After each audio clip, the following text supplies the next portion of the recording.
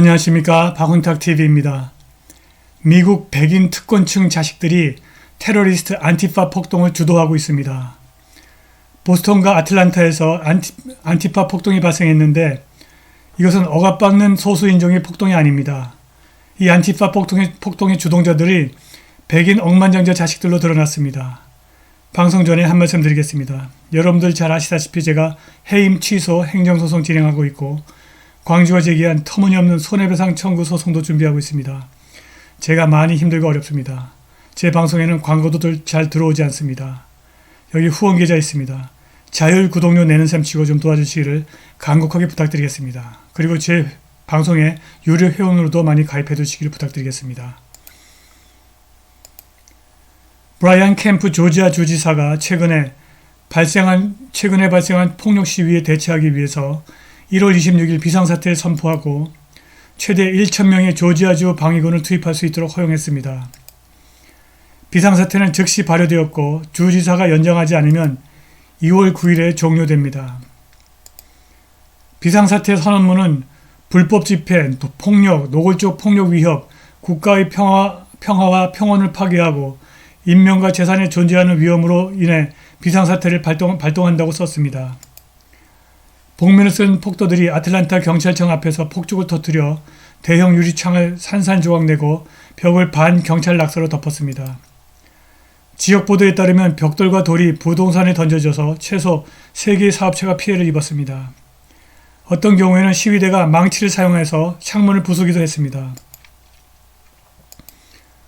보도에 따르면 시위 도중 다수의 경찰 차량이 공격을 받았고 적어도 한 대는 불에 탔습니다. 캠프 주지사는 비상사태 선언문에서 복면을 쓴 활동가들이 아틀란타 경찰청 건물 앞에서 돌을 던지고 폭죽을 터뜨리고 경찰 차량을 불태웠다. 조지아인은 평화로운 시위를 존중하지만 사람이나 재산에 대한 폭력 행위는 용납하지 않는다라고 썼습니다. 주말 시위 이후 6명이 체포되어 국내 테러를 포함한 여러 혐의를 받았습니다. 1월 21일 기자회견에서 안드레 디킨스 아틀란타 시장은 기자들에게 폭력에 가담한 일부 개인이 폭발물을 소지하고 있었다고 말했습니다. 이번 아틀란타 시위는 1월 18일에 발생한 26세 매뉴엘 테란의 사망에 대한 반발로 발생했다고 합니다. 아틀란타 공공안전훈련센터가 들어설 자리에서 수개월에 걸쳐 아틀란타를 경찰 도시 캅시티로 비난하는 시위가 벌어졌고 이를 해산하는 과정에서 마뉴엘 티란이 사망했습니다. 조지아 수사국의 성명에 따르면 티란이 조지아 경찰을 총으로 쏴서 부상을 입혔고 경찰이 시위를 주도한 티란을 사살한 것으로 알려졌습니다. 수사국 성명은 경찰이 명령을 따르지 않는 남자에게 구두 명령을 내렸고 그 남자를 쐈고 다른 법집행관들도 그를 쐈고 그 남자가 현장에서 사망했다고 썼습니다. 그러나 티란의 친구들은 그들이 그 지역에서 평화롭게 시위를 벌였다고 주장합니다.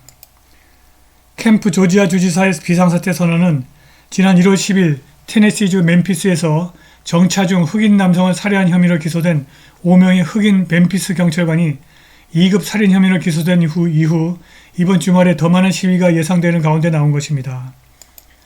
한편 아틀란타뿐만이 아니라 매사추세츠주 보스턴에서도 경찰을 공격하는 안티파 폭동이 발생하고 있는데 우려할 만한 공통점이 드러나고 있습니다. 최근 보스턴에서 안티파 테러리즘에 가담하여 폭력범죄를 저지른 혐의로 민주당 하원 의원 캐서린 클라크의 성인 자녀가 체포된 이후 극좌 테러리스트 집단의 구성원이 소수 유색인종이 아니라 특권층 출신의 젊은 백인이라는 사실이 드러나고 있습니다. 바로 이자가 릴리 다웰 23세 릴리 다웰이고 캐서린 클라크의 자식입니다. 그는 보스턴의 커먼 모뉴먼트에 All cops are but bastard. 모든 경찰은 나쁜 놈이다라는 낙서를 썼고 그리고 연행되는 과정에서 경찰을 폭행한 혐의를 받고 재판을 받고 있습니다.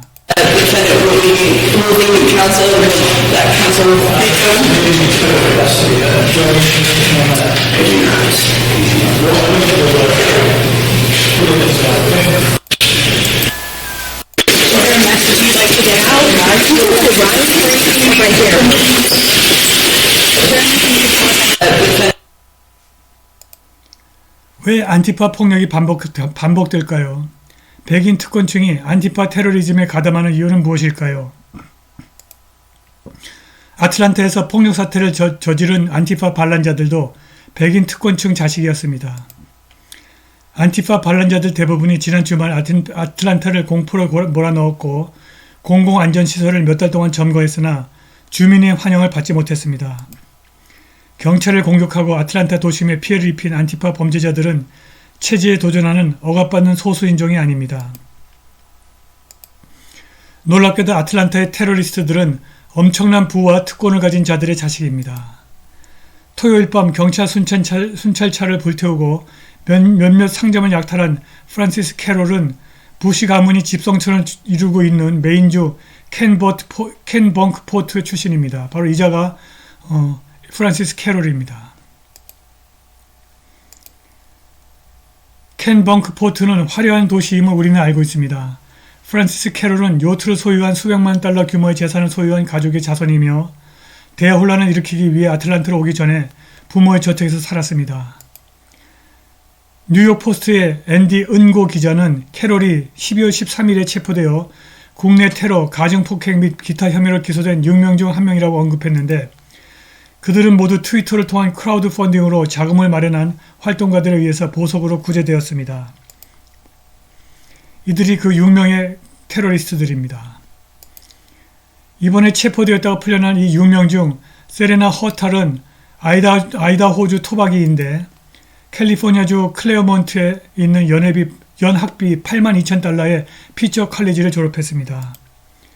그녀는 국내 테러, 가정폭행, 불법 침입 등의 혐의를 받고 있습니다. 이반 제임스 퍼거슨은 네바다주 출신의 23세 클라리넷 연주자인데 2,000마일 떨어진 아틀란타의 안전을 방해하기 위해서 모든 것을 버리기 전에 서부 해안을 오가면서 오케스트라와 함께 공연했습니다. 퍼거슨은 화려한 샌프란시스코 컨서버터리 오브 뮤직에서 공부했습니다. 이렇게 백인 특권층의 자식들이 안티파 테러 집단에 가담해서 경찰을 공격하는 행위를 도대체 어떻게 설명을 해야 될까요? 무엇보다도 이것은 무너진 교육 때문일 것입니다. 트럼프가 마르크스주의로 가득 차 있다고 비난한 미국의 무너진 교육 시스템을 고치기 위한 계획을 발표했습니다. 그는 현재 학교에서 전파되고 있는 것은 주도 크리스찬 가르침에 완전히 적대적이라고 말했습니다. 그는 목요일에 공개된 동영상에서 급진 좌파 미치광이들이 학교를 점령했다면서 학부모에게 교장을 임명하고 파면하는 권한을 부여하겠다고 말했습니다. 이것은 남의 일이 아닙니다. 한국에서도 상당수의 좌파 교육감이 교육정책을 좌지우지하고 있습니다. 그러나 한국에는 국제 바칼로레아라고 하는 교육 정상화를 위한 씨앗이 뿌려지고 있습니다. 제주교육청을 필두로 대구교육청이 아이비를 도입하고 있습니다. 서울과 경기도 교육청이 아이비를 도입하도록 유도해야 합니다. 무엇보다도 아이비를 도입하면 전교조가 설 땅을 잃어버립니다. 바로 그것이 전교조가 아이비 도입을 결사 반대하는 이유입니다. 오늘 방송은 여기까지입니다. 감사합니다.